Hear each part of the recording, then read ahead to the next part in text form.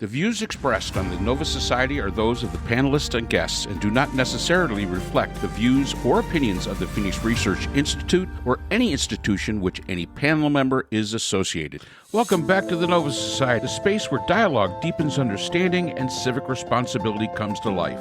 I'm Dr. Mark Bound, joined by our regular panel, Dr. Scott Gershwer and Dr. Brooklyn Ann Weldon. Together, we'll unpack the stories that matter most, exploring the headlines, the history, and the big ideas shaping today's conversations. Let's dive in and hear what the panel has for us today. So today, we are stepping into a week so packed with developments that it feels like the news cycle is running on fast forward. The messages pouring into our inbox made one thing clear, that people are trying to make sense of a lot at once. There's the uproar surrounding Trump's recent tweet directed at Iran, the unexpected shift during yesterday's widely discussed Taco Tuesday moment. We're recording this on Wednesday, April 8th, and the renewed attention on that 10-point peace plan. I thought it was 15 points. Now it's 10. A peace plan floated weeks ago that never really left the public conversation. And with all that comes a flood of questions. So what, if anything, has actually been accomplished on the diplomatic front? Will the Strait of Hormuz reopen? It actually isn't closed technically, but it's closed to some people and open to some with a $2 million toll. How does all this intersect with ongoing concerns about Iran's nuclear program? And if, as some officials have claimed, Iran's military capabilities have been severely reduced, why does the conflict appear far from over? So even among people who have historically supported Trump, there's been a noticeable rise in commentary questioning his recent decision-making, with some voices publicly invoking the 25th Amendment. Analysts are debating whether this moment represents a broader shift in the American political mindset or simply a spike in tensions during an already volatile period. So we're going to break it all down, or at least we're going to try what happened, why it matters, and how people across the country are reacting to it. I don't know if we're going to be making any of our infamous or notorious predictions about what might happen next. My concern is that Trump's not going to drop it. I was surprised, actually, when there was any discussion and any agreement, because I was amazed that Iran would even sit down seriously with the United States, given what happened the last time. Well, first of all, let's understand they haven't sat down with the United States. They've sat down with the Pakistanis. Okay, but right. So let's take the first part first. Let's do that. The tweet directed Iran about completely eliminated a civilization. I think all of us can look at that and say that's totally unhinged. And absolutely. And we get it. And now, yes, there is Taco Tuesday. He backed down. And the 10-point plan, which is basically the same plan that was floated, 4 weeks ago. And we also must remember with that, we haven't heard a thing out of Iran saying that they've agreed to anything. True. I have a couple of questions. I thought it was 15 points, so I want to know where the other 5 went. And the other point that I did hear was one reporter said to Trump, asked him specifically, saying that people were pointing out or observing, questioning, and saying, wasn't he mentally ill? He said Trump sort of let that part go and said that more people should be like him. That troubled me. Why? Because, well, like with my late partner, who had an ischemic stroke and a huge blood clot in his brain, he did not realize or refuse to understand that he had both receptive and expressive aphasia, which meant that he couldn't understand what people said to him, and what he said did not make any sense.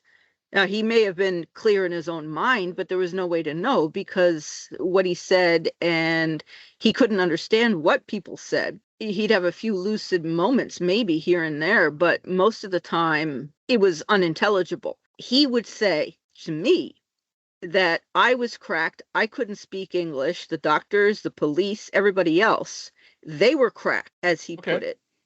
and he was fine.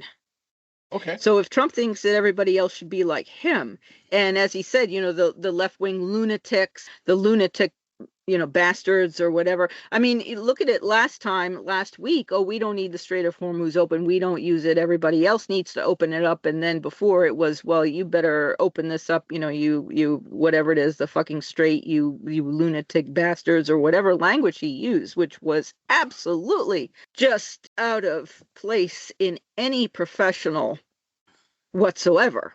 And remember what Dr. John Gartner said, each day we see this man, executive of this country, is going to be the best day, because each day he's going to fail further and further and further and further. But he thinks that everybody should be like him, non compos mentis.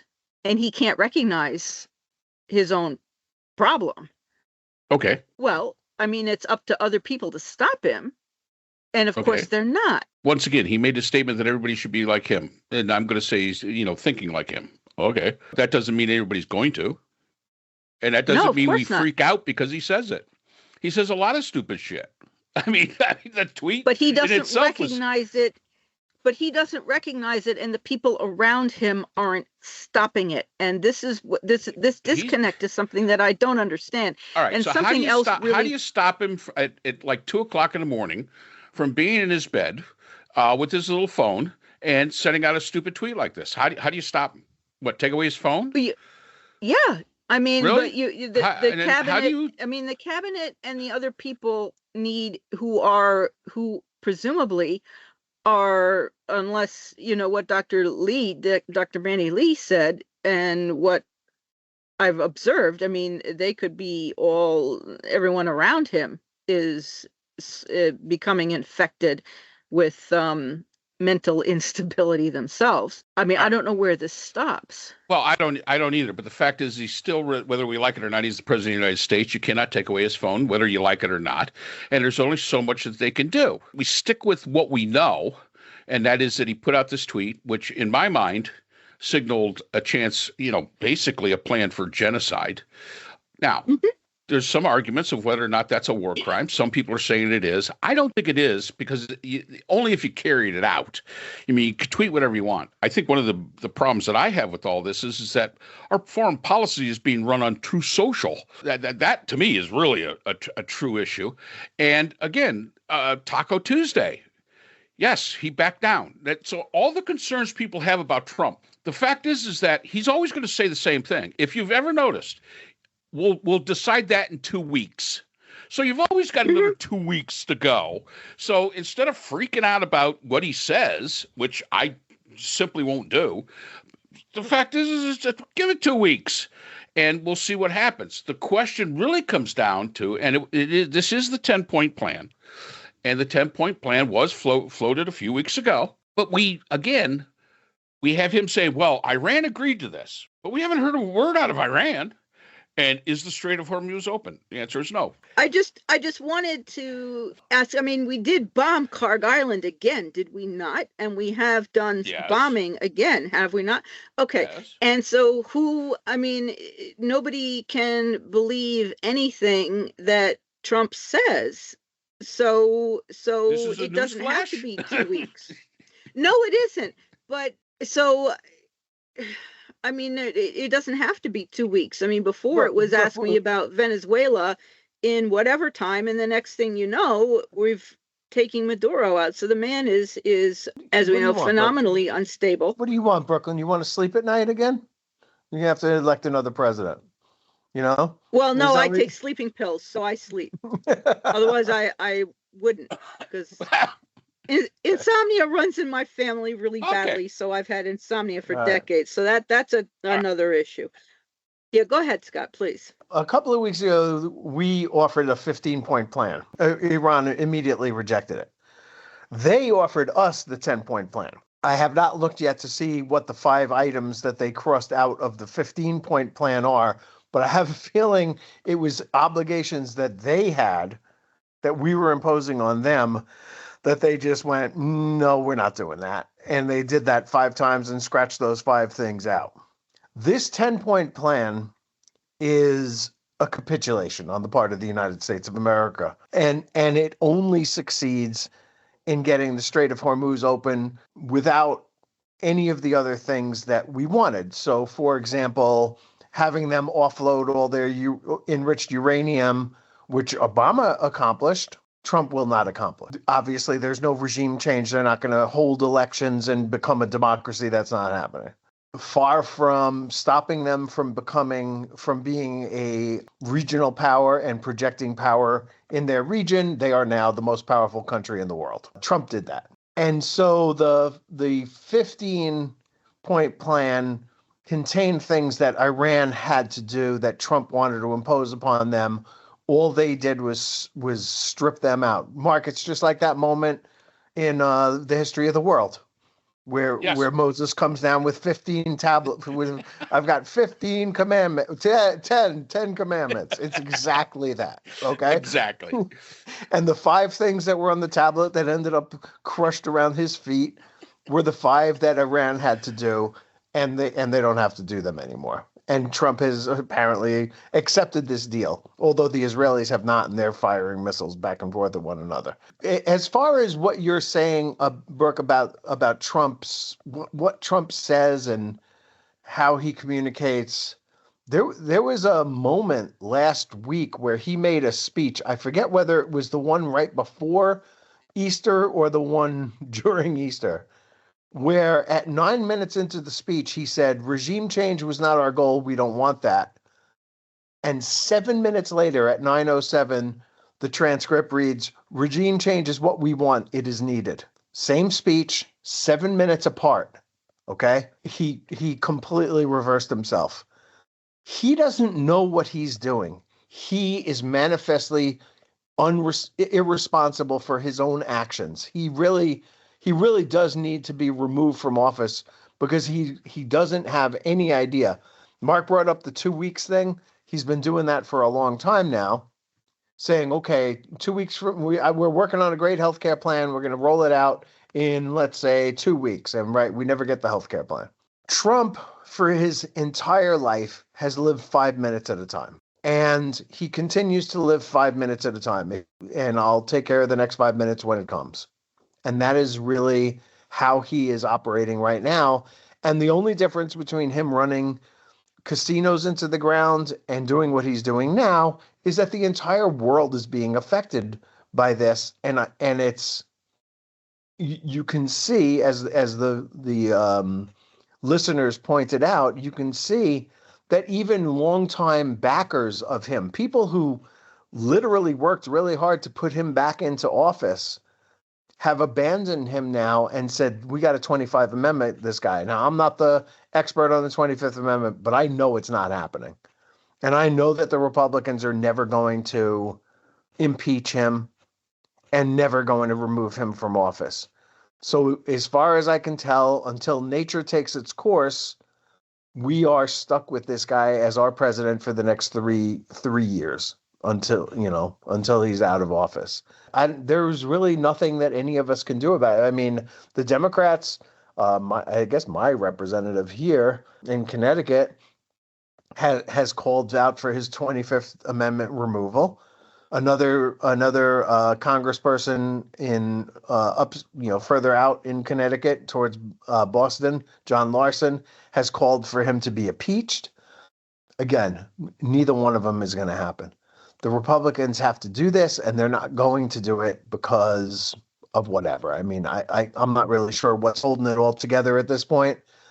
They have to understand that this was a huge embarrassment for the United States. While we're at this, I want to point out one thing. I was listening to Dr. John Gartner, whom we've had on our program. I don't know if I think he was on the Dean Obadala show. Trump is always talking about, acing this cognitive assessment. Right. At one point, Trump went back and had tests, plural. And Dr. John Gartner was saying that indicates to him that Trump had a battery of tests, cognitive tests. You don't have those tests unless you have failed the test, the original test. And you don't. These are Trump calls them tests. They're really screenings, right? They'd probably be better categorized as screenings, where you're screening for mental health. and he doesn't Yeah. have it. No, you don't. And I've seen the one test, that MOCA, the Montreal test, Mhm. because my late partner, after he had a stroke, took it in the hospital. And I watched it, and I also asked for a copy to look at. And I asked the psychiatrist, what is a normal person's score? There's no such thing as acing. You get a number score. And a normal person will get between 28 and 30 points, and that's all there is. My late partner got a 2 the first time he took it. All right. And one question my late partner was never able to get right. The second time my late partner took the test, by the way, he got a 10. And after that, he refused to take them anymore. And the most difficult question for my late partner that he was never able to do was take this piece of paper in your right hand, fold it in half, and put it on the floor. He could never understand what he was supposed to do. I mean, this is not in any way a challenging cognitive assessment. And I think one reason that Trump has been receiving the same cognitive test repeatedly, in my opinion, although I don't know, is to establish a baseline and to see if he's trending up or down with these. But Mark, anyway, you might want to Go try ahead. this. I memorized the whole test, so hopefully I'll remember that if I ever have to take it. I just memorized the whole thing, and so they can never catch me on it. So you may want to try that for yourself. Well, and these medical tests. Let me just say this about that: for any doctor or emergency room nurse or paramedic out there knows that you could be dead and you're still going to score a 3 on the Glasgow Coma scale. You still score 3 points. You don't score 0, and you're dead. You would think you would score 0 anyway. And again, he says he keeps taking these tests. We don't really know if they do. Nobody else verifies that stuff. He just says it. And I think a lot of times we put too much into what he says. Now, Scott did bring up a point about the 25th Amendment, and so we'll kind of make this a little clearer. And Section 4 is what we're talking about. And it basically says if the vice president decides the president can no longer perform the duties of his office, he and a majority of the executive cabinet can submit this in writing to Congress. When that happens, the vice president becomes acting president. Now, the president can't disagree, however, and it requires at least a 2/3 of Congress voting that the president is unfit for duty for him to be permanently stripped of his powers. That's where it sits. That's where we sit with that one. Give me a percentage of what's the chance that anybody is going to do that? His cabinet, probably 10%. Okay. What about JD? I don't know. What's a majority? Does that mean a simple majority? 51%? And Yes. how many is that of the cabinet? I don't even know how many people in the cabinet there are at this point, right? Well, I don't know. That means Todd Blanche, who's they're all sycophants. And I put the emphasis on sick offense. It's probably not quite 10%, but it's probably around there. Yeah, I would say. Gosh. These people have really nowhere else to go once this job is done. Now, there's 16 of the cabinet, secretaries of the cabinet. However, cabinet level officials. Does Marco get 2 votes because he's got 2 roles? No, he only gets 1 vote. There's 8 of those. So it would be either 9 if you just have the secretaries. It would be 13 if you also include like the director of national intelligence, this director of the CIA, their cabinet level. Whether they're included into that, I'm not sure. So I want to get back to a point that you made earlier because I think it's really interesting, which is the Easter tweet, I guess it was, or the one a couple of nights ago. During the whole, Israel wrecking Gaza thing, whenever people would bring up to me that they're committing genocide, my answer was always the same. Obviously they're committing atrocious acts of war. Okay.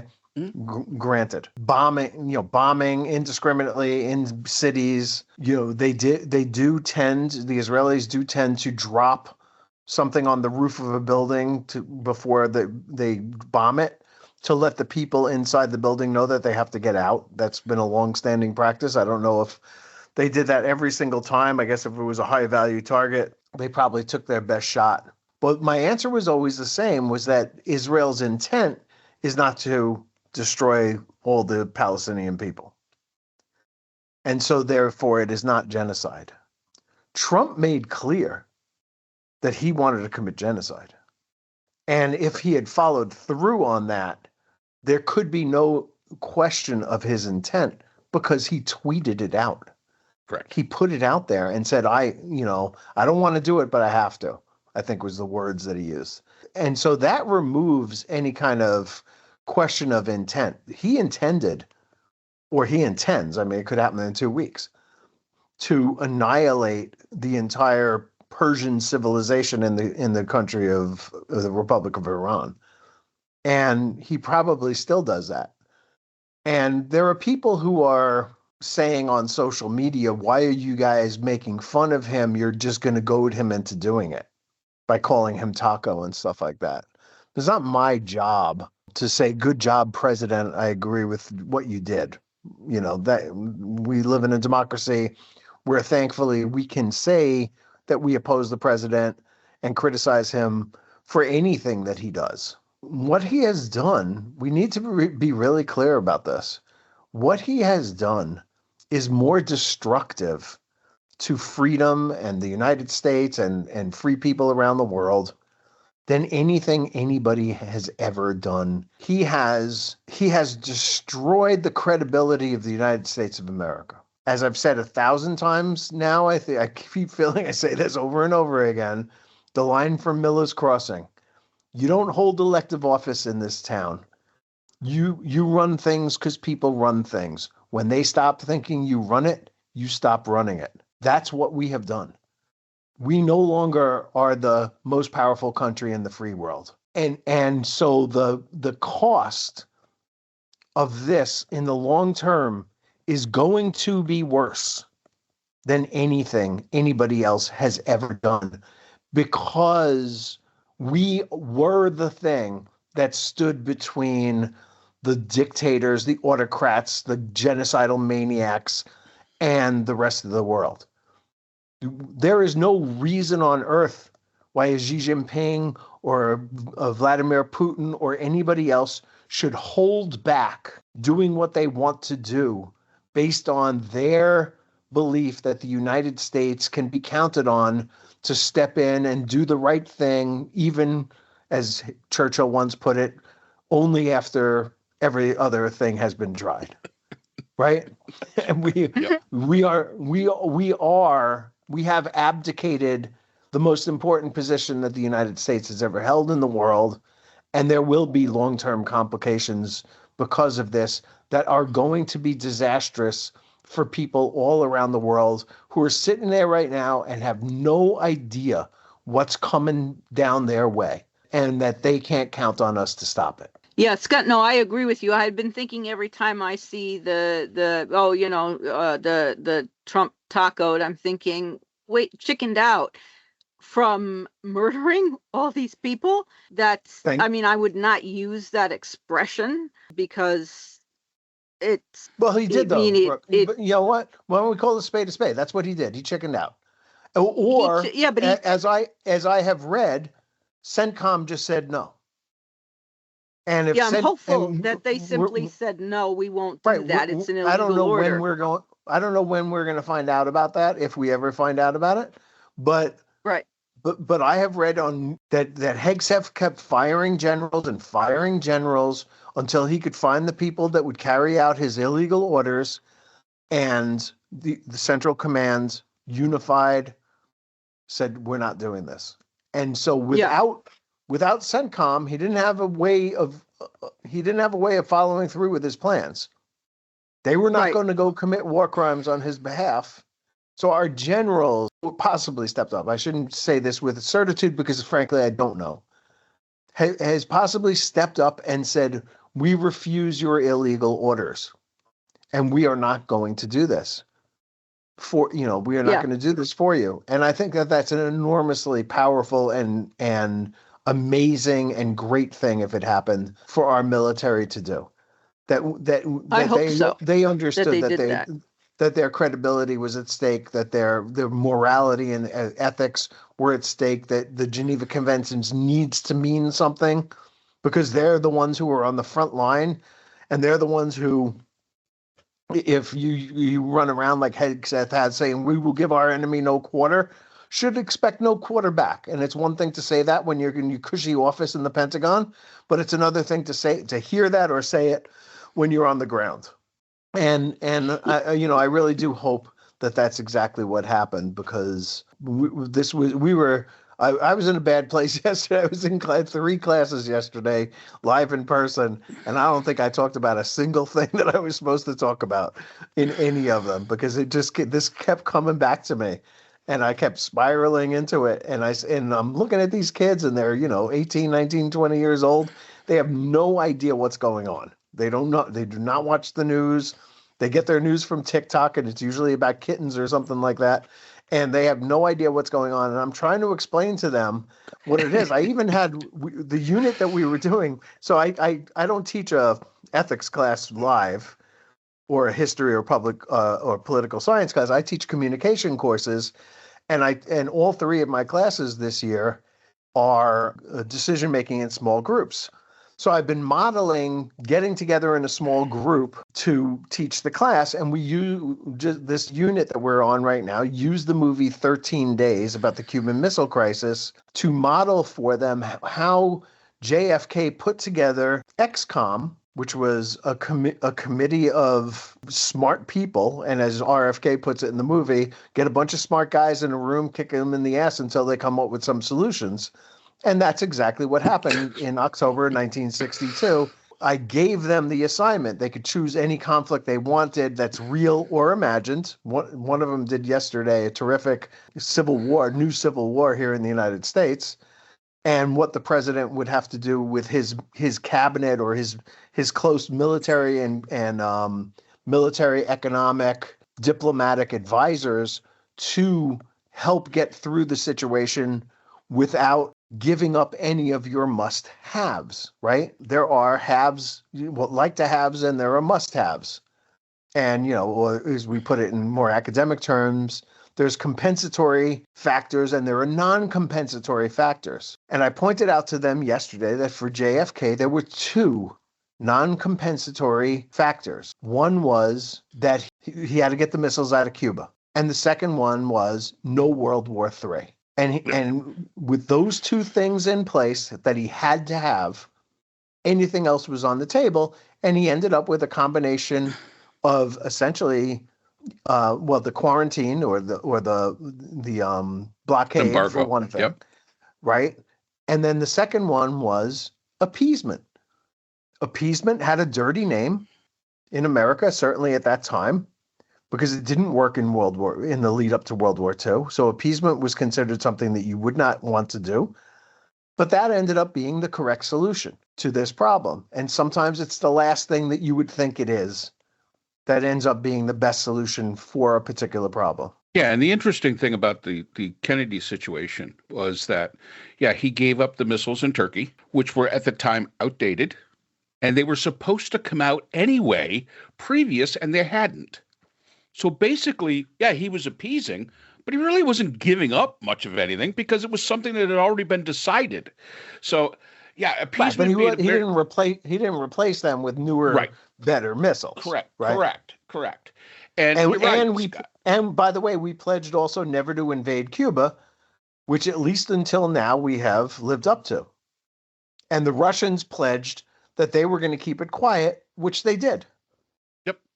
Because they understood that the president of the United States has to answer to people, and that he can't do anything he wants to do like a dictator does. But Trump, and so my contrast there was, look at what Kennedy did and how that situation turned out, and now look at what Trump has got and how he's going about it. And David Sanger had a piece in the New York Times today. And there's a quote in it that's fantastic, and I just want to read the quote, okay?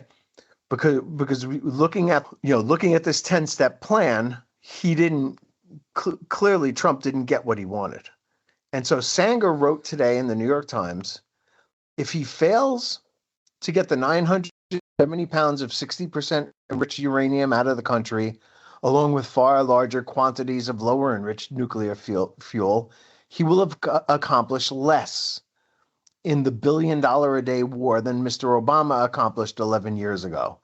In that agreement, Iran shipped 97% of its nuclear stockpile out of the country.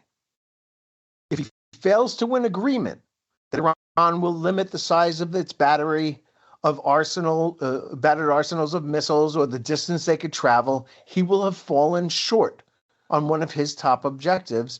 And if his talks with the government led by the new supreme leader, which is basically just president, Mustafa Khamenei, who's believed to be recovering from injuries in the bombing that killed his father, end up cementing the new government's authority, he risks selling out the Iranian people.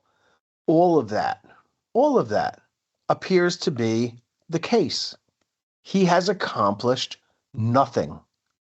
The only thing he got was the correction of something that hadn't existed, the closing of the Strait of Hormuz, until he began to interfere in this situation. That's it. That's all he got. One thing that I think also that at least is important to me is that I don't think that Americans, many Americans at least, understand the perspective of the rest of the world. I mean, if Kim Jong-un were to say, well, I'm just going to take out South Korea, or I'm going to take out whatever, because I feel like it. I mean, he's not doing that. I mean, some people actually in this country support what Trump wants to do, and they can't understand why Europe won't let us use their bases or our bases, as though we're somehow exceptions. And this concept of American exceptionalism, it's in our minds. It does not exist, or at least if it did, it doesn't anymore. And people cannot understand that. I mean, Americans at least, or many Americans, cannot grasp, as you said, Scott, a lot worse is coming that people cannot understand in this country, because we believe that somehow we're beyond reproach still. And again, I keep going back to what Marco Rubio said. Well, they have to deal with us. No, they don't. And the world can certainly view us not as simply something to be ignored, but as an adversary and as a danger with the way that we're behaving. I think that is what is actively happening. We are, I don't know, like a rogue state, I suppose, at this point. Yeah, I would say. And other nations look at us, are think that that we're all probably, or many of us at least, are I don't know, sociopathic, psychopaths. Yeah, I mean, are just deserving of being plowed under and are dangerous. They would be better off without us entirely. With the way that Trump is behaving, I don't blame them. And still, so many Americans don't understand the perspective of others, and will blame them or blame the Democrats or Biden or somebody else, when the United States, I think, in my view, still inevitably comes to grief because of all this. As you were saying, the consequences are going to be terrible, and they're not going to end when Trump is gone. Go ahead. Right, but not just for us here in the United States, right? There is people sitting in a town or a city right now in Africa or Asia or someplace like that, where there is some kind of horrible thing about to happen to them, possibly even from their own rulers. And in the past, they could count on us after we've tried everything else, right? I mean, we've seen this before. After we've tried everything else, to avoid going in there and stopping it from happening. Whether it works out in the long run, right? It doesn't always. Libya is a perfect example of that. Obama went in, helped the people overthrow Gaddafi. It has not worked out well for the good people of Libya ever since. But they're probably not much worse off than they were under Gaddafi. Somewhere in the world, there are people who are sitting around going, at least we can count on somebody coming in and rescuing us. Well, we're not there, and we're not going to be able to, and we don't have any credibility. We keep saying that we're going to do something and we don't do it. You can only get, I don't even think my father misunderstood that rule. You don't do the countdown unless you're willing to start throwing hands. After a while, it just doesn't make any sense to do it. We've lost our credibility. There's nothing to stop anybody from doing anything because they know that all they have to do is threaten us enough or turn off the oil.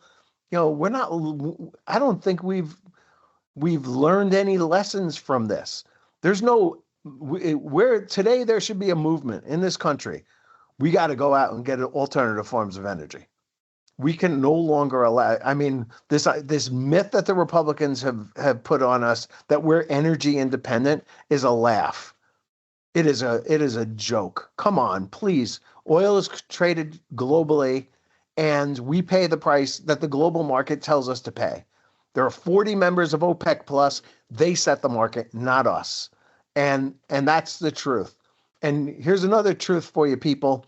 We don't have any oil. We are free market society. The oil companies are owned by stockholders or independent people or whatever owns the companies, but they do not belong to us. And they do not. Has one oil executive stepped up and said, we're going to lower the price of our oil. We're going to fill up your tank for the good low price of $2 a gallon. No, nobody's doing that. This is capitalism, kids. And we're a capitalist society, and we don't control anything. And what we better learn to do real quick is to put solar panels on our roofs and start digging underground for thermal heat vents and using wind and investing more in wind power and solar, and none of these things are happening. And so we're still going to be 2 weeks from now dependent on oil and crazy dependent on that oil getting through the Strait of Hormuz, which is now going to be have a crazy toll booth on it that didn't exist before, but will from now on. And we will continue this conversation in our next episode. We hope you'll join us. And that's all the time we have for today's episode. The Nova Society is a production of Nova Society Media, a division of the Phoenix Research Institute. We want to thank our production partners, Buzzsprout, who hosts the Nova Society, Audacity, our editing team, Apple Podcasts, the largest source of podcast and music online, Spotify, the most popular platform for the Nova Society, and iHeartRadio, your destination for all things music and podcasting. The Nova Society is available on all of these and other quality platforms listed in our description. And most importantly, we want to thank you, our listeners. Without your support, the Nova Society could not be possible. If you haven't already, please consider subscribing on the platform of your choice. It's easy, it's free, and helps our channel grow. For questions or comments, you can reach us at nova.society.podcast@gmail.com. So on behalf of Dr. Brooklyn Ann Weldon, Dr. Scott Gershwer, and all of our production partners here at the Nova Society, I'm Dr. Mark Bound. Remember, the true power of society is knowledge. Thank you for listening, and we hope to see you again next time. We'd like to thank our sponsor for this episode, the Phoenix Research Group, an independent research consortium dedicated to providing solutions to social and political issues for NGOs and international government agencies. Through multidisciplinary, nonpartisan, and unbiased research, the Phoenix Research Group advances understanding and practical strategies for complex challenges. The Phoenix Research Group is a division of the Phoenix Research Institute, the producer of the Nova Society podcast.